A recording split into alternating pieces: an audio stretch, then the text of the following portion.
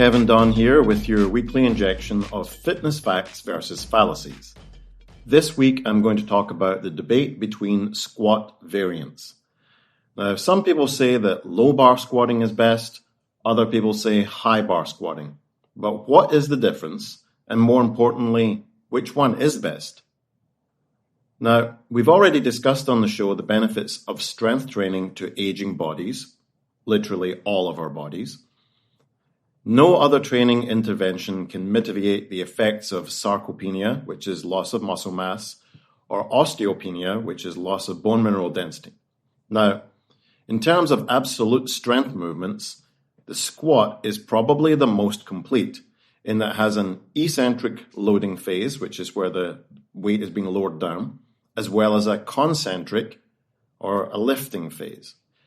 This is unlike the deadlift, which is really only a concentric lift at its heaviest end of the spectrum. Bench pressing also has an unavoidable eccentric phase, but because in squatting we're moving so much more load, it's going to be a lot more advantageous to overall strength development. Now, there are multiple variations of the squat. You've got high bar squats, low bar squats, air squats, front squats, overhead squats, and some more unfamiliar types, including Kang squats, shrimp squats, sissy squats, curtsy squats, and the box squat. These are usually more for fixing muscle weaknesses or motor pattern problems than they are for building pure strength. Now, to determine which squat is best for us and how we should be performing the squat variant we select, we have to peel back the layers and get to what's called the first principle. In considering the first principles of the squat, we need to start with the fact the barbell is being acted upon by the force of gravity. In all situations, the barbell is being pulled towards the center of the earth, perpendicular to the ground. Now, if gravity is pulling the barbell down in a straight line, anything you do against that, which is also not a straight line, is a waste of force or a force leak. Vertical bar path is a must.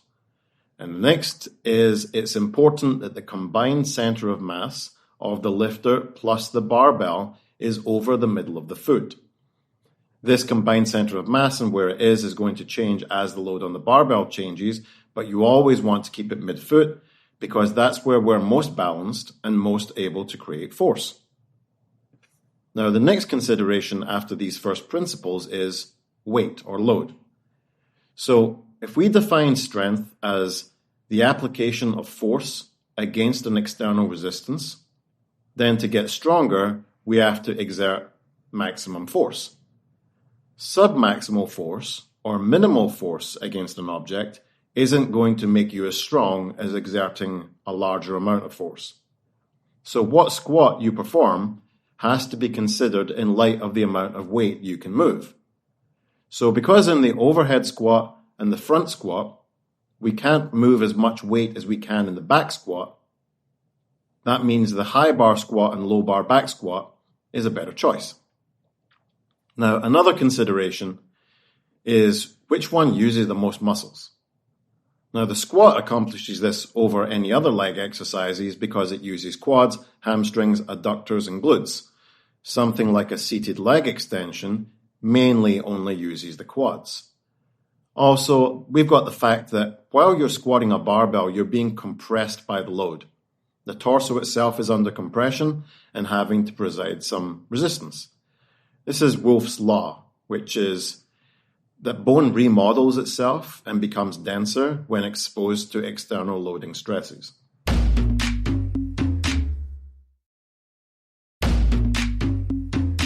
Now, taking all of this into account, when it comes to choosing the type of squat for strength, the type of squat that uses the most muscle mass, and the type that has the most compression on the body, that leads us to the barbell back squat. The two main variants, as I mentioned earlier, are low bar squat and high bar squat. These are just like they say on the tin. In one, the bar is lower on your back, it's just above the shoulder blades or the spine of the scapula, and in the other, it rests on the upper trapezius muscles. But which of these two is better? Low bar squat or a high bar squat? Now in the show notes accompanying this, you'll see a diagram with the high bar squat on the left and the low bar squat on the right. The vertical line is vertical force. In this case, the squat bar path. Now the next force we have is moment force, which is the distance from the point of rotation to the line of vertical force. In this diagram, that's the knee. This is called the moment arm, indicated with the arrow. And in the high bar squat, the moment arm is predominantly in front of the line of vertical force along the quadricep. In the low bar squat, the moment arm is behind the line of vertical force. All this said, studies show that when it comes to strength building, quadricep and hamstring activity in both types of squat is remarkably similar.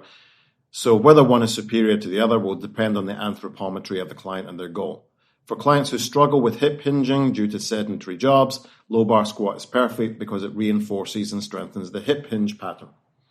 Gives you a stronger posterior chain, therefore greater hip extension. Hip extension, incidentally, is the center of athletic power and expression. If you are looking to excel in the sport of weightlifting, though, then the high bar squat is probably more appropriate because weightlifters need to overload that position and get stronger with an upright torso. But if you're looking for general health, then considerations of sport shouldn't be a consideration at all. Now, what about some faults and fixes in the back squat? So one of the most common faults is what we call a knee slide or a knee-initiated squat, which is just lacking in posterior chain engagement. Potentially injurious. Now, the best way to correct this fault is to use a tactile cue or kinesthetic feedback by setting up next to a box or maybe a bench. Have your calves in contact with the box and maintain that contact as you squat. If your calves leave the box when you're doing a squat, then you've performed a knee slide and are heading away from a hinge pattern into a more knee-dominant pattern. The second error is a bracing one, where we see a lack of neutral spine caused by clients looking up and forwards. Now, many things could cause this. Usually, a shift of body weight forward due to the aforementioned knee sliding is the most common. What happens then is the squatter throws their head back to get some load behind the bar path as a counterweight. Another cause of this, though, could just be as simple as looking at yourself in the mirror. The next error is a lack of hip abduction. And this can be identified looking at the feet, which are most likely not going to be firmly planted in the ground during the whole squat pattern. It will look like the arches are maybe collapsing, the ankle will roll inwards, the outside edges of the feet will lift up, usually at the heel. To get around this, really want to squeeze your glutes as hard as you can, which will push that weight distribution to the outer edges of the feet, plant your big toes into the ground and grip the floor like you've got monkey feet. Now, when people are new to a low bar squat, they can also be afraid that the bar will roll off their back and tend to compensate for this by keeping their elbows up super high, holding the bar up. This can end up internally rotating your shoulder, maybe cause injury to the rotator cuff.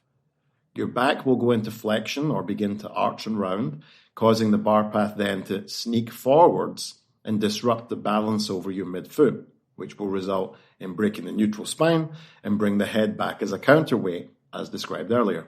You can fix this error by squeezing your shoulder blades together and just simply reassuring yourself that at the bottom of the squat, it's not really possible for the bar to go anywhere. During the ascent, if it does, you simply bail the bar behind you and you step forwards. This is why you should use bumper plates if you're just lifting on a platform, or make sure that if you're in a rack, you use safety bars or a spotter. And if you have any questions for me about barbell squatting or squat variants, feel free to send me an email at getfitguy@quickanddirtytips.com. Get Fit Guy is a Quick and Dirty Tips podcast, thanks to the team at Quick and Dirty Tips, Adam Cecil, Morgan Christensen, Holly Hutchings, and Davina Tomlin. Our intern is Cameron Lacey, and I'm your host, Kevin Don. If you have a question for me, leave me a voicemail at 510-353-3104 or send me an email at getfitguy@quickanddirtytips.com. For more information about the show, visit quickanddirtytips.com or check out the show notes in your podcast app.